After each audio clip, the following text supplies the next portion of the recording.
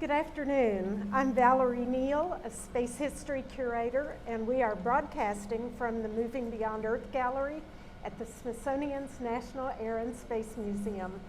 Please join me in welcoming today astronauts Cady Coleman and Mike Fossum.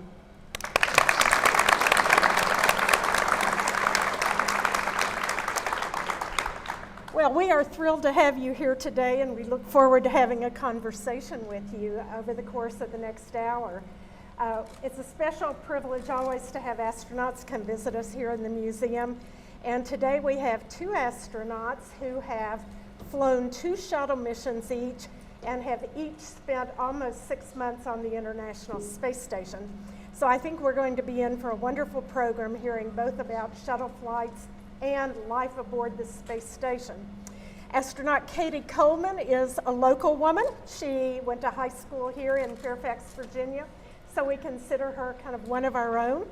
She flew twice on Columbia in 1995 and 1999. And if I'm not mistaken, your 20th anniversary as an astronaut is coming up next month. 1992? It's true. All right, so 20 years in the astronaut corps already. Cady is a scientist. She's a research chemist with a degree from MIT, a school that not many of us could get into probably. And she has served on 2 science missions on the shuttle, and she was both chief scientist on the International Space Station and also chief robotics officer. Now, how cool is that to be in charge of robots? Mike Fossum joined the astronaut corps just a few years later, came in from the Air Force and through NASA, came in a different route. Actually, I should say astronaut Coleman was also in the Air Force, and he has served as a flight test pilot for F-16s? Mostly F-16s, yeah. As a flight test engineer. Flight test engineer. So he came through the traditional route for the astronaut corps of being a test pilot and flight engineer. He also has been engaged in science on the space station, and his 2 missions were aboard Discovery in 2006, 2009. We will be receiving Discovery into this museum in April, so we're really thrilled to have an expert on Discovery with us today. So I am going to turn the program over to you to talk and show your video, and then we'll move into Q&A after that. You bet. Oh, this is exciting, Valerie, to be here. The Air and Space Museum is my favorite museum in the world. I just love this place. I can't count the number of times I've been here, brought my family here to wander through the exhibits and the halls and see, as a younger child and adult, to see the history in here. And in more recent years, I see airplanes that I've touched back when they were at Edwards or doing their flight tests or setting their records. And so it's really exciting for me because history really is alive. We're making more history all the time, and this is a place for some of the, just for me, the most fascinating. But I love this, the airplanes and rockets like every kid or every like little home boy. to you, doesn't it? Right. Oh yeah. So it does feel like home because I have they're like old friends.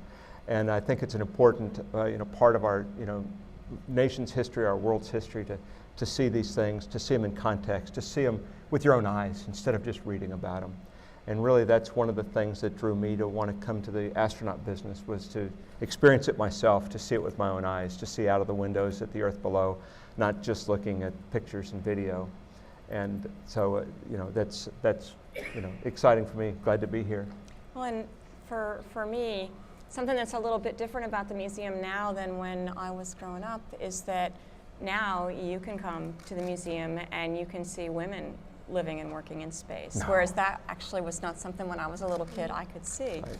And so that's a big difference, and that's what makes this such a wonderful place. I mean, we're really glad that all of you are here today.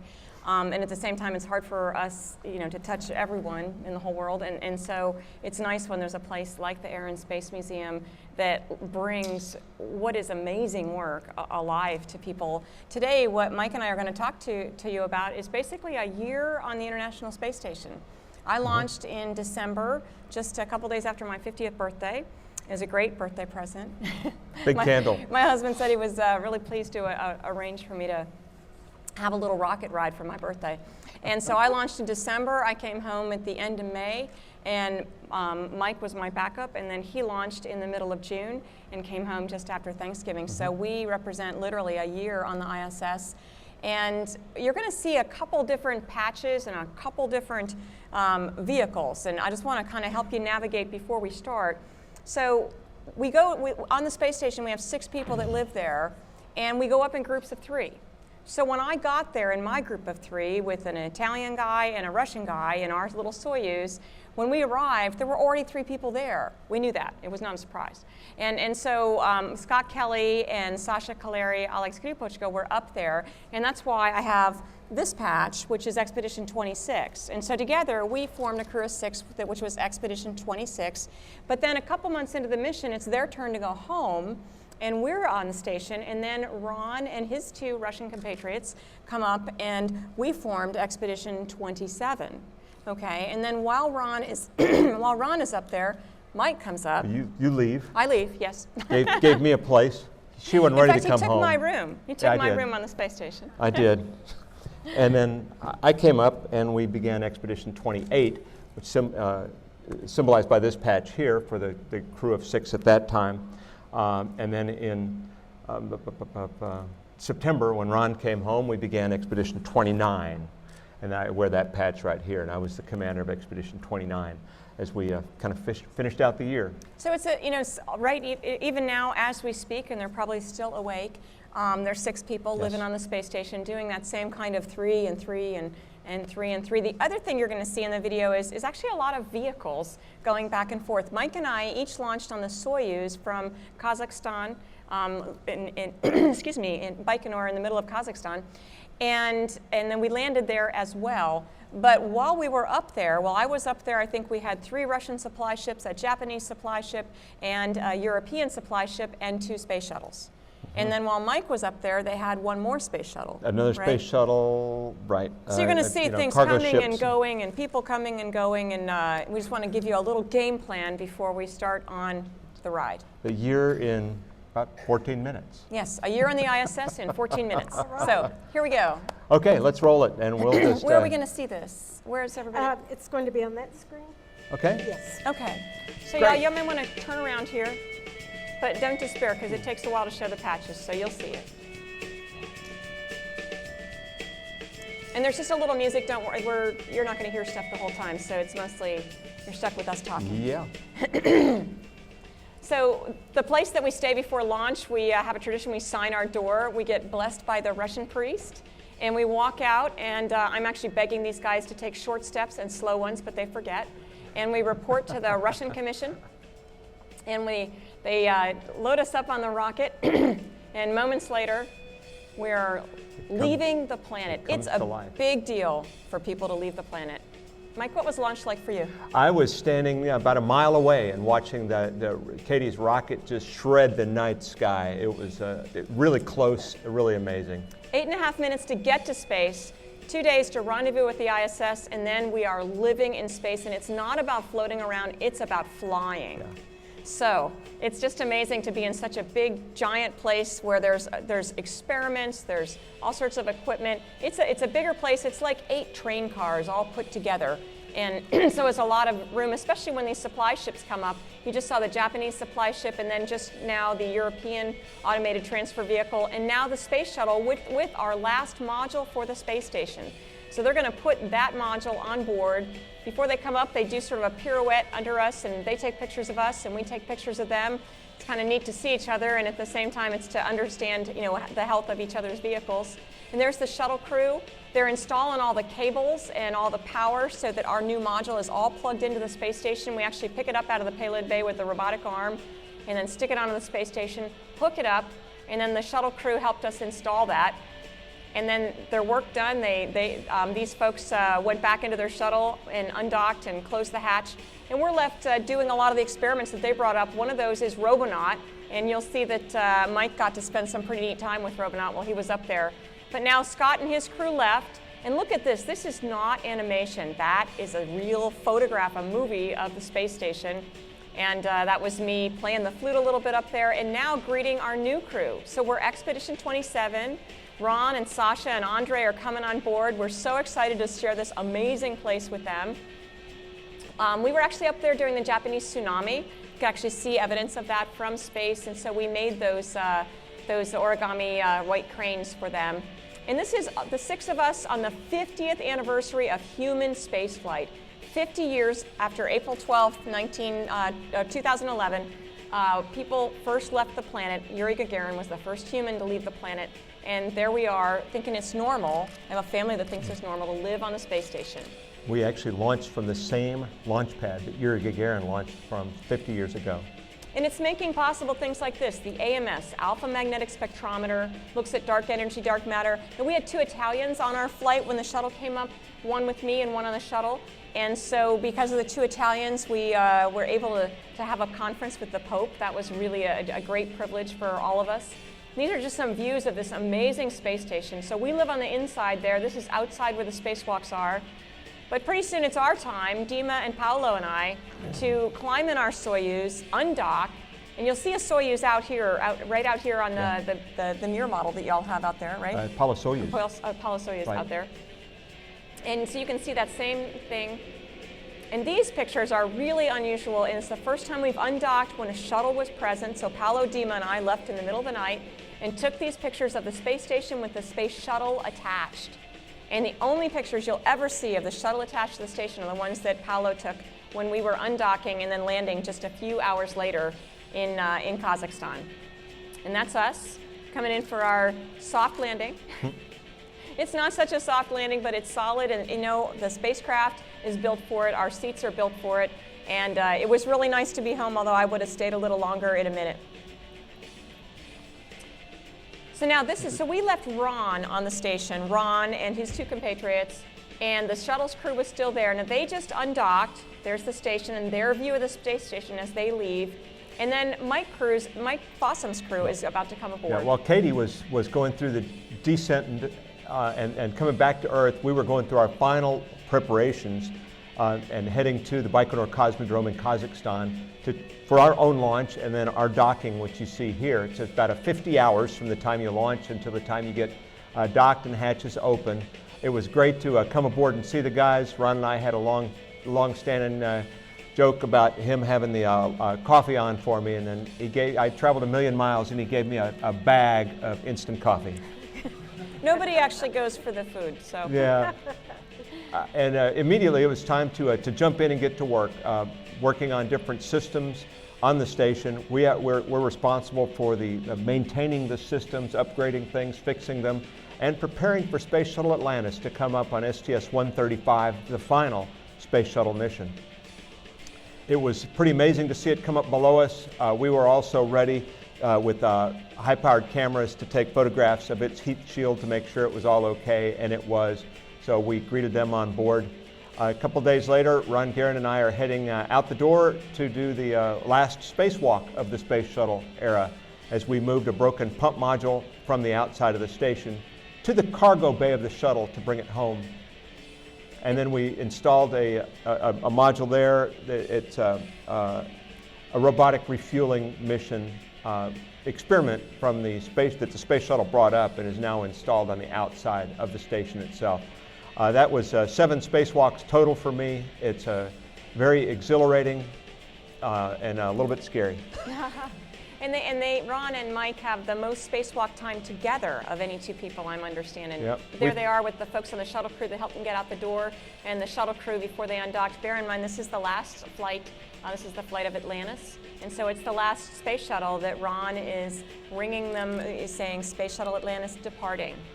I broke a little rule here and opened a cover on a window to get this picture of the space shuttle as it backed away. I like to think the robot arm is saluting the station. The shuttle's work finally done. The major thing of its era was building the space station, and we would not have the space station we have today without the incredible capability of the space shuttle program.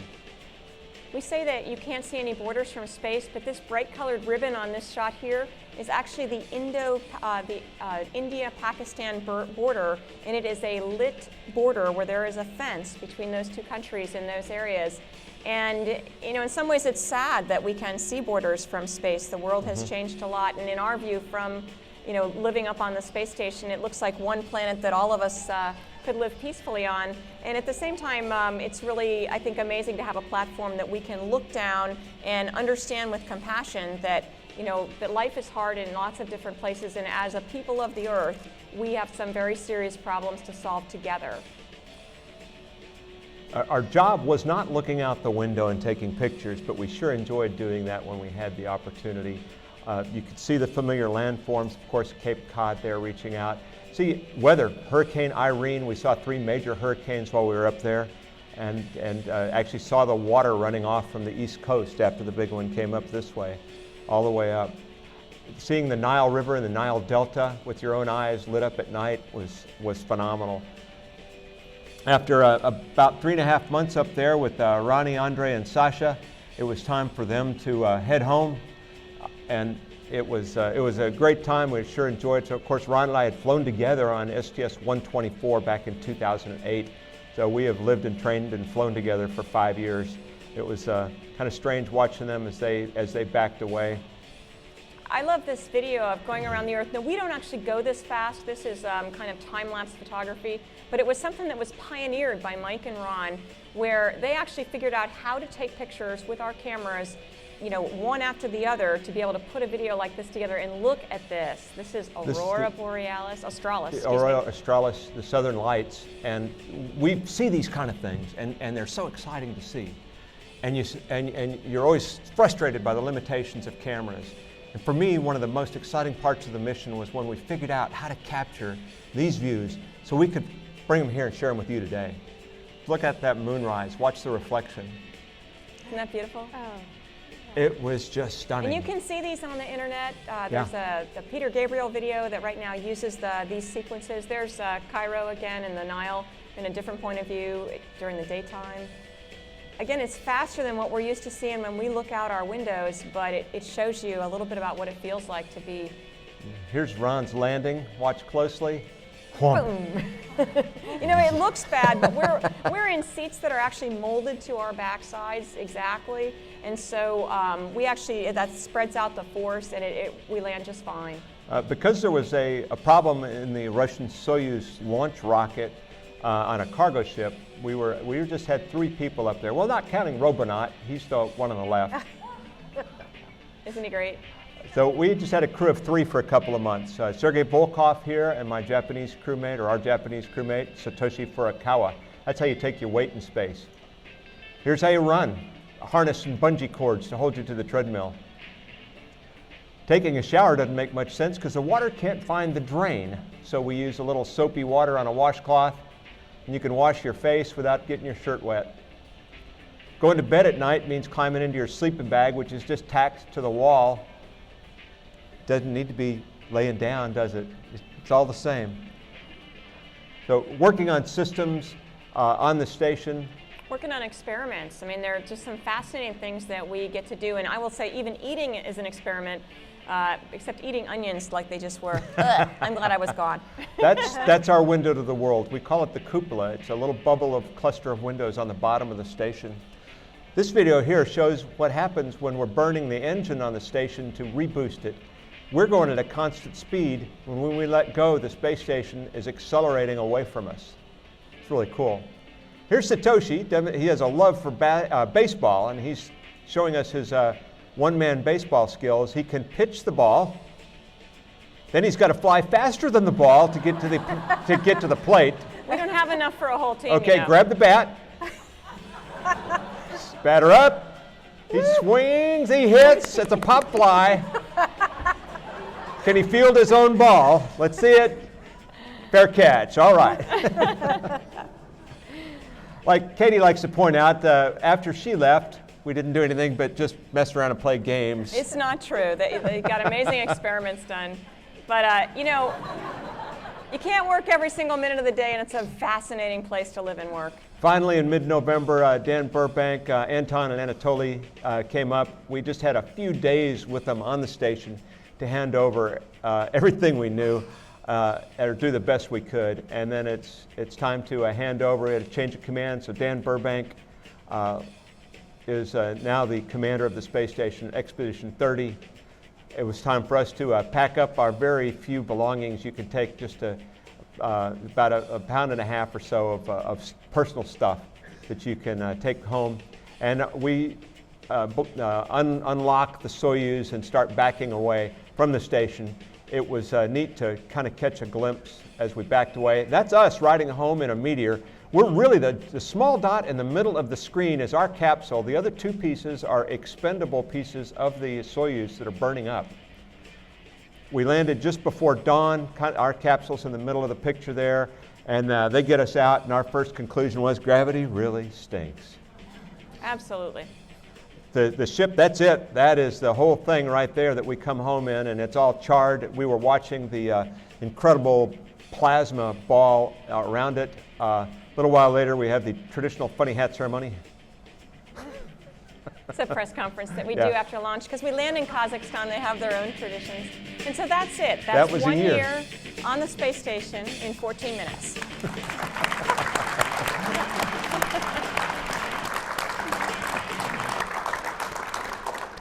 Let me ask our audience, who wants to go? Anybody come out on. there wanting to go to the space station? We have somebody that's already dressed. Yeah, Yes, there we go. I Okay, see. good. You are dressed. It's true. We have a young astronaut in the audience. Well, we are going to start taking some questions in just a moment. I am going to take the prerogative of being on stage to ask the first question, if you don't mind. And I apologize to you, I left out your most signal title, which was Commander of Expedition 28 on the space station. I was thinking of everything else and forgot to mention that. So each of you in your long tenure in your different flights have done many different jobs. So I'm going to ask each of you about two of your jobs. And for you, would you talk to us a little bit more about spacewalking? And then would you also tell us how much commanding does a commander do? Not much. Spacewalking, it's outrageous. We train for hundreds of hours in a pool, a neutral buoyancy laboratory, where they wait us out so we don't sink or float. And you'll learn the choreography because maintaining a safety tether attached to the structure is very important. It's kind of like a leash. Kind of like a leash. Yeah, it is. As a safety line, and we practice this. And the first time I kind of slid out of the airlock, there's two things. One is it was a shock to see the space station suspended in the sky with nothing underneath it, because I've all this time in the pool, there's all this iron structure, and there's a concrete floor down there, and there's scuba divers, and none of this stuff, of course, is in space, and it's just hanging there, and just shiny and amazing. And then you look down and you see this very disturbing blue and white ball going by at 5 miles a second. Yes. It's like, oh, that's a mistake. Don't look down. And the space station is the size of a football field, right? The station is the size of a football field, and so you learn how to move around out there and not think about where you are. You just have to get to work and let the training kind of kick in. I'm a little nervous outside, and even after 7 spacewalks, about 48 hours outside, and I think anybody that's not a little bit nervous doesn't belong there. And you stay outside for the equivalent of a whole work day or a whole school day. But Yeah, do you get to have lunch? No, No? you get a good snack Right. before you head out the door. We're in the suit. It's pretty much a minimum of 6.5 hours, and mine have gone as long as 7.5. And so you get a good snack before you go out, and you have a water bottle. It's a bag that's kind of inside the suit, and a little bite valve here to get a little water, but it's not as much as you wish you had, that's for sure. So all you youngsters out there, imagine going to school in the morning, working all day, no lunch break, no recess, no going down the hall to the restroom. You have to just do your work all day long until 8 hours are over. Then you get to come in. Well, and so you we get to have a should good meal, talk right? about that part, because everybody thinks about it, right?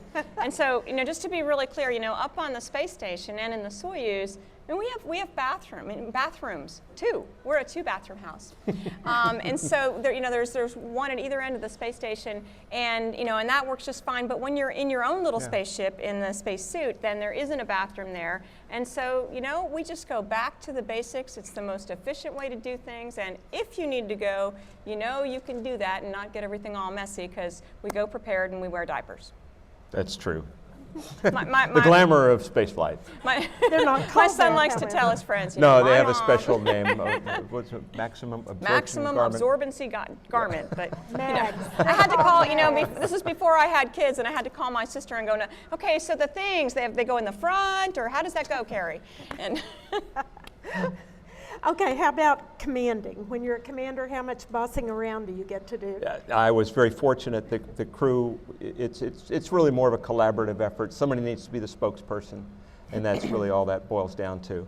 For me, it was we had some challenges. We were a 3-person crew for a while, and that was easy. But we had to the crew that was intended really to join us right after Ron left was not able to. They were delayed by a couple of months. And so we had to figure out how to get ready to hand them the keys to the shop, the house, the garage, in just 4 days, and that kind of handover normally takes weeks or months. Really, we like to have a couple of months to help the new guys learn where everything's located. It's kind of like having right now we have the 30th crew serving on the space station, really the 31st too, with Kononenko's crew that's up there with Dan. And this is like somebody else literally moving into your house, and then after 6 months, they hand it over the house and the shop and the garage to the next person who manages it for their time. And so it evolves over time. There's a lot to do. So our challenge was more trying to figure out how to prepare training videos and get them trained on the ground and working with them on the ground before they got there. And I've actually been continuing to support them almost every week. I've gone into mission control to talk to them and answer their questions about where I hid the camera They have cord. your cell phone number, I They bet. do have my cell phone number. Yeah. Okay, now Cady, you are obviously a trained scientist with a specialty in chemistry, but on the space station, you end up doing experiments for all different kinds of people, different kinds of experiments. So can you talk to us a little bit about being a scientist in space and what's different? And then your other specialty is controlling the robotic arm that the astronauts are using outside. So shed a little light on that. Well, I'll talk about both those things, but I think when you're thinking about maybe being an astronaut, the thing to realize is that all of us are something else first. I happen to be a chemist. Mike happens to be an Air Force pilot and a navigator and all those things, engineer. And so, that's the job we come in with. But then once we join the astronaut corps, we're actually all trained to do almost all the things. And so Mike could just as easily be talking about either robotics and I could be talking about spacewalking. For the science experiments, I started to joke around that even eating is a science experiment because it's really interesting how things behave up there. And that's why we go. I mean, if you have like Mike's bag of instant coffee that he talked about, well, it's just like a juice bag that you might have down here, but you poke a straw into it, and our straws have special little fold-over clips so that stuff doesn't just keep coming out of the bag, right? And so if he spilled his coffee, so to speak, it would be that he squeezed it and stuff came out of the straw, and it would make a sphere of coffee. And down here on the ground, that would be just like a puddle on the ground because the force of gravity is overwhelming, and up there, where without gravity or without much gravity, we can find out what do liquids really, really want to do. Well, the reason we want to know that is that every single thing that happens down here that involves flow through a pipe, okay? And that means the way the sewer system works, the way the food factories work, every food that is made that involves liquids coming together and being added in and mixed around and shoved down a pipe, making something like your skis and skateboards and fabrics and everything probably that we could even look at in this room was made using flow through some kind of a pipe. So understanding how that really works, the tiny forces turn out to make a really big difference. Flames, melting. Flames, yep. And so combustion, that's one of my favorite examples too, is how things burn. Things burn a little bit differently up there. We don't have a candle flame that looks like that nice little candle flame we think about here on the Earth because the lighter gases aren't going to be any different than the heavier gases, and so it's not going to be having those things rise, the new fuel rushing in. Down here on the Earth, it's hard to study combustion. It's hard to study pollution because those things are happening all the time really fast, but up in space, because of the weightless environment, those things happen really slowly, and we can measure them as scientists. So we can understand how things burn to make more fuel efficient kinds of, energy use in a more fuel efficient kind of way. And we can, I don't know, the possibilities are really endless. And so science is really fun up there. It's fun down here too, but I'll tell you, it's really fun up there. And I could go on and on. We do hundreds of experiments up there, and we do them every single day. And we also love robotics. I think all of us love to actually make something happen. And so we're using controls, and then outside, the robotic arm is moving around. And in Paolo's and my case, we actually got to catch a supply ship. So this is a supply ship from Japan. It launches on a rocket, comes up to the space station, flies in formation with us, just about from here into where you guys are away. And then with the robotic arm, I'm on the controls, and Paolo is calling distances for me. I'm reaching out to then grab that, and then we actually swing it around and stick it onto the space station, open up the hatches, and find our care packages from our families. So, that's robotics, at work. And it translates down here on the ground in that there are new surgeries that can be done robotically because of what we've learned about how robots work. That's part of the purpose of Robonaut up there, is to understand how robots can work with people, and in some of the uses of robotics here on the ground. So that's a long lecture about cool stuff, I think. Very cool stuff, very cool stuff. Well, I think we probably have people in the audience who have questions of their own they would like to ask, and we would ask that when you have the microphone, if you would just say your first name and where you're from, because we like to know who comes to the museum. Yeah, we've got to have our first one right here. My name is Nikolai, and I came from Atlanta, Georgia, and I want to be the first astronaut to go into space, and I can speak, read, and write Russian. I didn't hear the last part. His name is Nikolai from Atlanta, Georgia. You want to be an astronaut, and you're dressed for the part already. And what was the last part? We didn't quite hear the last part.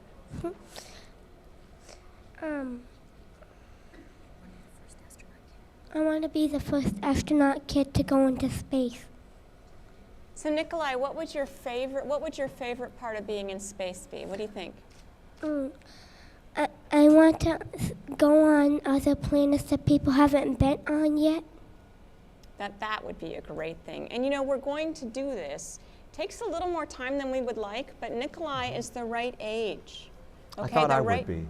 You are probably going to be too old, and so am I, to be the ones who are going, to leave even low Earth orbit right around our planet, to go to other planets like Mars. You are the right age, but here's your responsibility, and it's why Mike and I are here today, is because you need to be ready. So, Nikolai, in school, do you do reading? Yes, ma'am. Writing? Arithmetic? I don't know what that is. Like counting? Do you do counting? Mm-hmm. Yep. So you are already on your way to do some of the things you need to be ready. You're an astronaut training. It's true. It's what we do all the time. And at school, I do lots of science and math. Okay. That is good. Do you clean up your messes? It's important to clean up messes in space. It's true. And so all of you that are Nikolai's age, a little older than that, we've got a lot of really exciting things to do, and actually big challenges on our planet as well. And the way to be ready for those is to be in school, to be practicing, to be learning your math and your science, but your reading and your writing. And don't forget all those other things too, like being in gym class and art and all those things. But all that learning that you do in school, it's part of being ready. And I think there's some fun things to do. Thanks, Nikolai. Thanks, Nikolai. Thank you, Nikolai. Does anyone else have a question? I'm Jim Ryan from Kensington, Maryland. Do you have any idea when Americans will go back into space on an American vehicle and what it will be? We have ideas. There's a lot of there is uncertainty about that right now. with the retirement of the space shuttle program, we do not have an American human launch capability. Cady and I both launched on a Russian rocket, which is it was harder for me to believe was happening than the fact that I was flying into space. Because I imagined growing up that we'd all be flying in space by now.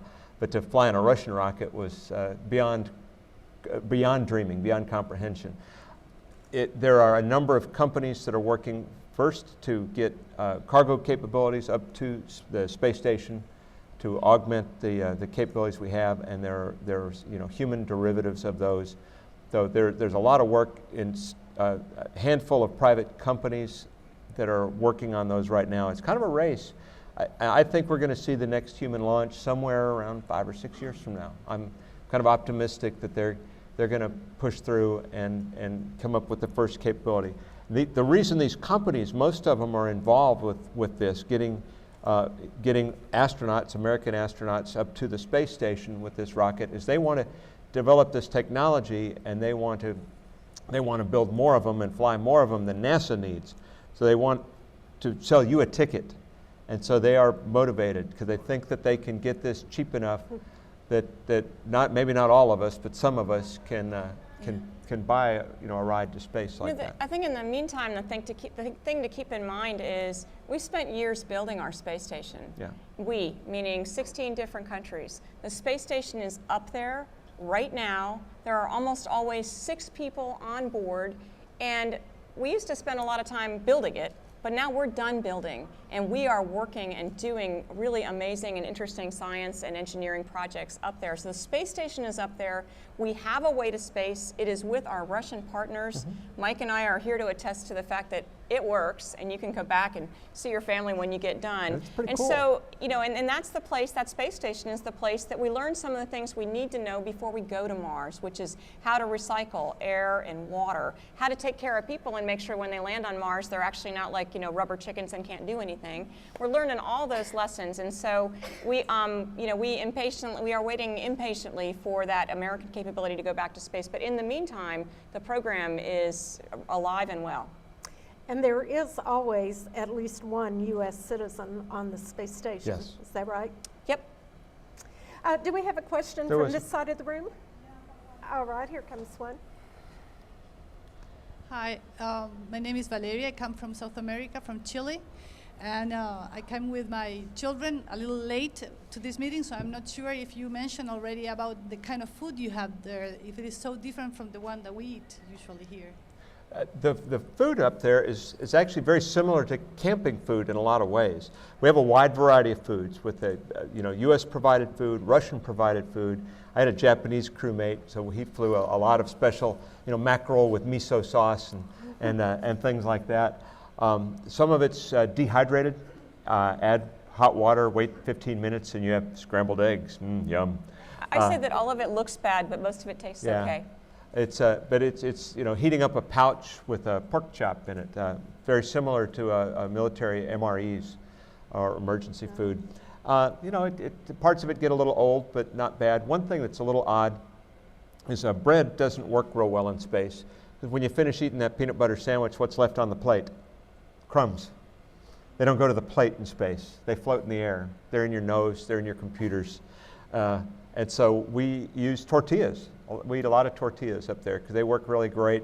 They hold together better. So you just take that pork chop, slap it in a tortilla, add a little salsa, and you're good to go. Peanut butter and jelly. Or peanut butter and jelly, absolutely.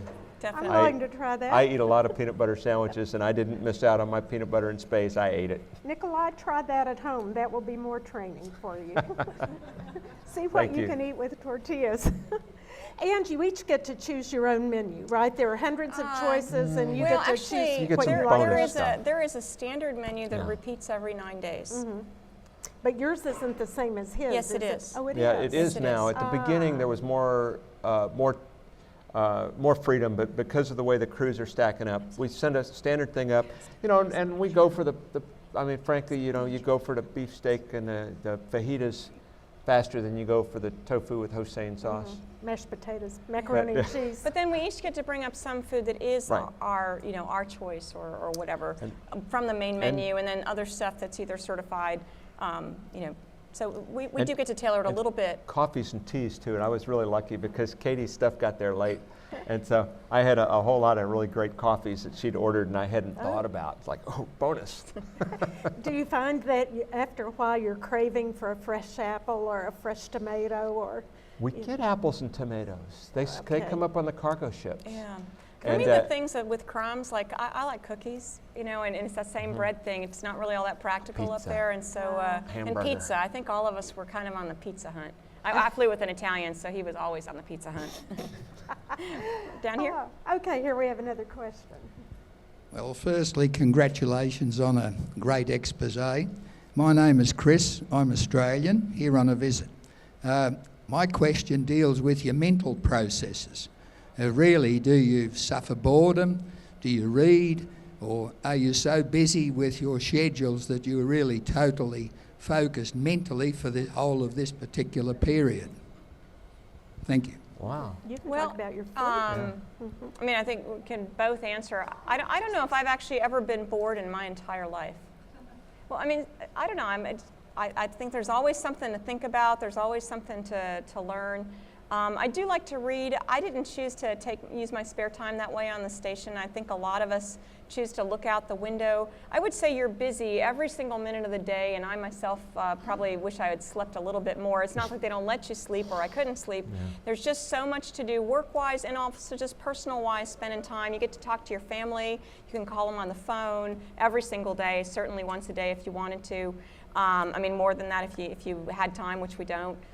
So there's time just sharing and maybe typing emails to sort of tell people what you've been seeing. Mike did a really marvelous job of writing emails that kind of went to a large group and keeping in touch with the Scouts. Yeah. I read a little. I had a book on the Shackleton expedition that was a failure as far as getting to the South Pole, but it was a remarkable story of leadership and survival. And we saw one of the islands that is way down south that I'd never seen before. That was Elephant Island. No, South Georgia Island, which was kind of key to that whole story. And we saw that. We managed to get photos of that island. I also read a little bit of a book called The Closing of the American Frontier, written by John Turner, and the book's very old, but it talks about the change, the development of the U.S.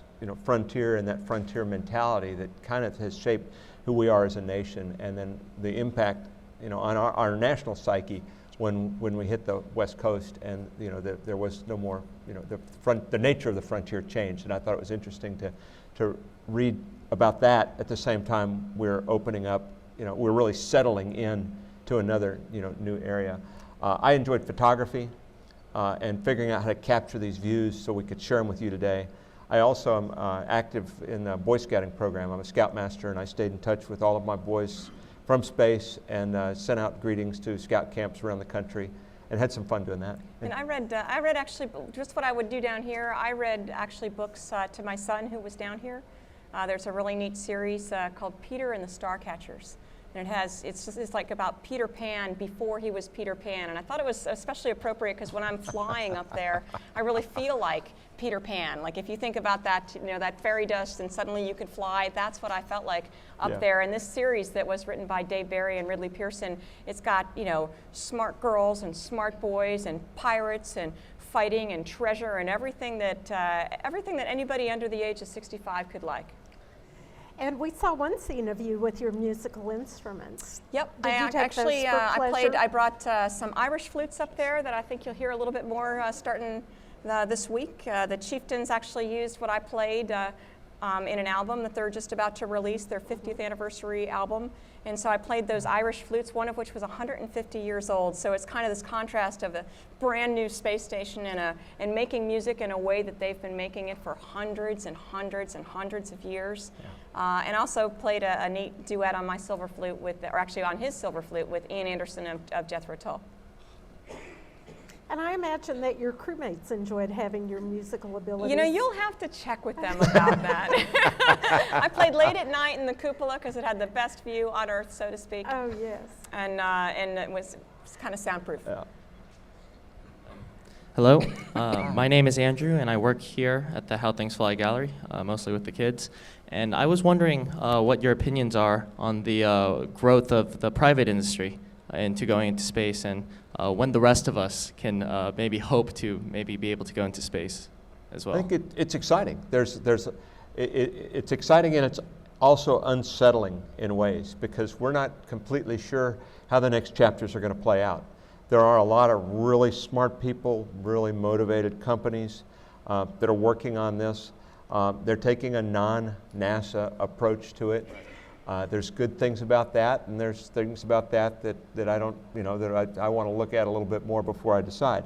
But I think that, we'll see, some breakthroughs in different areas, and we've already seen some of those, as they're all taking kind of a different approach to it. And we're going to find ways that work. And in the early days of flying airplanes, it was the U.S. government that flew airplanes, and for military purposes in the beginning. And then, we built bombers that could fly across oceans, and then we built passenger airplanes that could fly across oceans. And so I think we're seeing that. It's just been 50 years since in a few months since the first human launched into space, and what a difference, what a changes we have seen. And that took place only 50 years after the first airplane flew. So aviation itself is just over 100 years old. And so there's been an incredible amount of changes, and those changes accelerate as the technology accelerates. And so we're going to see it. We're going to see it. Do we have one last question? Okay. And then I'll turn it over to you.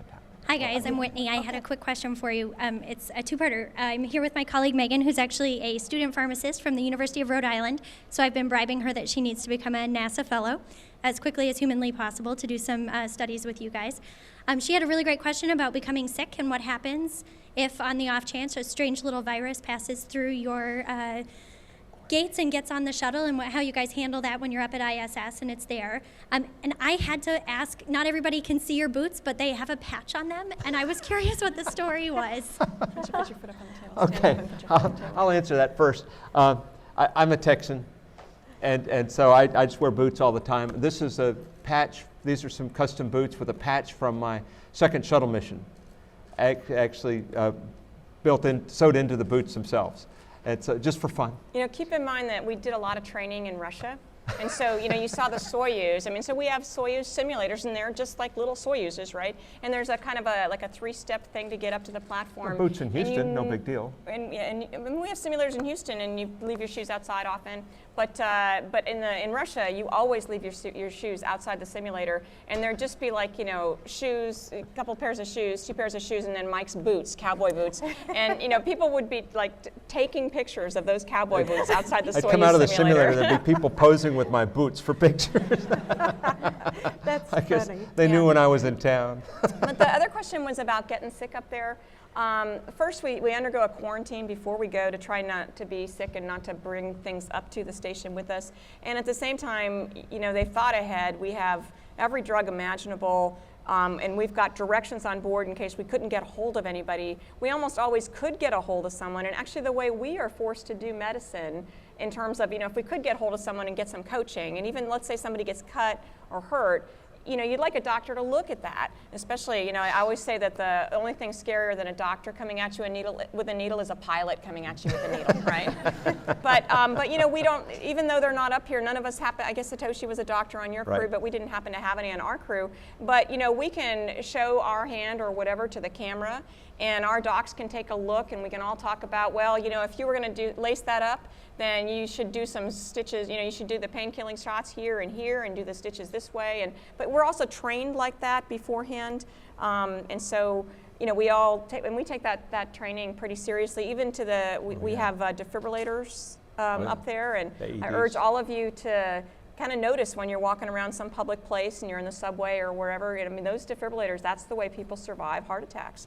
And, you know, so it felt very privileged to get trained to do that, and they're not hard to use. They give you all the directions. And so I think we bring telemedicine a ways by what we're forced to do up there on the space station. Did you talk about quarantines? Keep going. Yeah, okay. Okay, says we have more time, so we can keep We going got if time. you want. We got some time to do one, Sure. one or two more. Yeah. Okay, apparently we do have time for a couple more questions. So is there anyone else over on this side? We're having fun. We'll get those two. We don't want to go back to work, so you guys just ask away. Mary Winstead from Greensboro, North Carolina. Years ago, my husband and I, we visited the Grand Canyon, and standing there before the Grand Canyon, it just made me feel a little insignificant because, you know, how huge the area is. And I was just wondering, could you please tell us how it makes you feel being outside, you know, of the earth, looking down, looking back at the earth, how it makes you feel? I got it. How does it make you feel to be insignificant looking also? down at Earth? It Well, just made me You know, feel, we're humans, and Yes. and you know, I'm a technical person, but I, you know, try to, you know, see it, you know, with an artistic eye also. For me, the vivid memory for me, my first flight on the shuttle, my job was to jump out of my seat as soon as we got to orbit and unstrap. I mean, the engine's cut off, and immediately unstrap, grab a camera and a camcorder, and jump up to the window to get pictures of our fuel tank as it fell away. And I've dreamed about this since I was a little kid, and worked you know, very hard for a lot of years for the opportunity. And now I'm finally here. And you go through all the emotions of riding, you know, on top of 4.5 million pounds of explosive propellant, and now you're in space and you're floating. But to jump up to that window and look out at the North Atlantic with the blue ocean down below, with a dappling of white clouds spread across the top, to see the horizon as a curve with a intensely black sky up above, even though it's daylight, and then see the little thin band of atmosphere, about half the thickness of the little finger on the horizon. To see that with my own eyes, not a video, not a picture, but my own eyes, was just stunning. And it dawned on me, I'm looking at the world like God sees the world, from out like this. And it was just, I was shocked for a moment, said a quick thanks, and now it's time to get to work. yes, exactly. You know, on the lighter side, I flew on my first flight with that other guy from Massachusetts, so Cape Cod. I was glad to be from a place that has such a, you know, very visual, recognizable, you know, geographical feature there. And we looked out the first time that we saw Cape Cod, and he has kind of a Massachusetts accent, and he looks down and he goes, "Oh my gosh, it looks just like the map." But it's pretty neat. I mean, I've been looking over here at the sort of Google Earth thing you have over here, and it's a pretty planet we have. Well, and we have our view from the shuttle and space station here projected on the wall. And when we don't have these bright lights on for the program, it really makes us feel as if we're drifting out into space. It's beautiful. We've got time for one more. Okay. Hi, I'm Peter from Kensington, Maryland. I understand the space station will be visible tonight at about 6:15, provided it's not snowing. Could you say something about how often the station comes over and how often you can see it?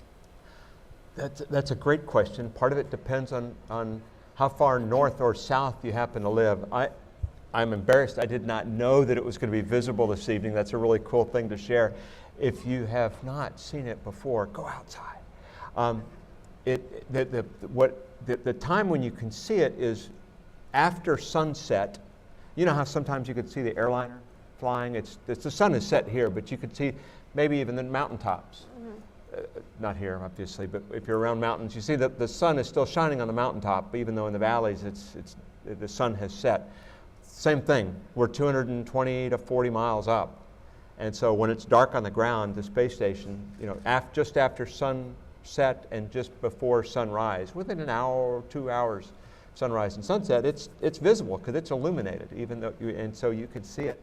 And it's really big, and those big solar panels and stuff reflect a lot of light. I mean, I urge you to go to the internet, maybe find out the exact time. I mean, is it exactly 6:15? Is it exactly 6:15 tonight? I believe it is 6:15 tonight. It's about 51 degrees altitude, and it'll be traveling from southwest to north-northwest. So he just said everything that's important, which when I look at that chart, so look on the internet, it's on the NASA site. You know, you can put in wherever you live, and it'll tell you. And you may think, oh, I'm not the kind of person that can see that kind of thing. It's going to be the brightest star. Given that it's clear out, it's the brightest star, and it's going to go over at about this fast. When he said about 50 degrees, anything over about 30 is going to look like it's up there, and anything like 50 is going to look like it's directly overhead, even though that's actually 90. Yeah. And so it's the thing, it's just going to be a really bright star going about this speed, and there's 6 people aboard. And no flashing lights. And no flashing That would be lights, an 'cause airplane. otherwise it's an airplane. But you can see it, and I just urge you, I think it's just pretty neat. When we talked about the Grand Canyon and standing on the edge, I feel a little bit like that when I'm standing on the Earth and I look up and I know my friends are at work or on their way to bed up on the space station.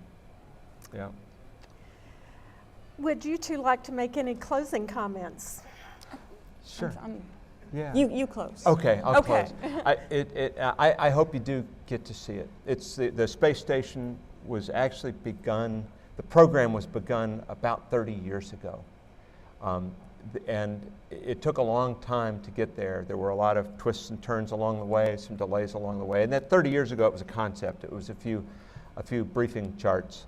But the space shuttle has really fulfilled its, final, really, really huge mission, the mission for which it was built, hauling big pieces of stuff to space. And the space station that we have today, the size of the modules, the pieces, the internal volume that we have to fly in, I mean, that's because of the space shuttle program, because that big cargo bay had the ability to haul those things.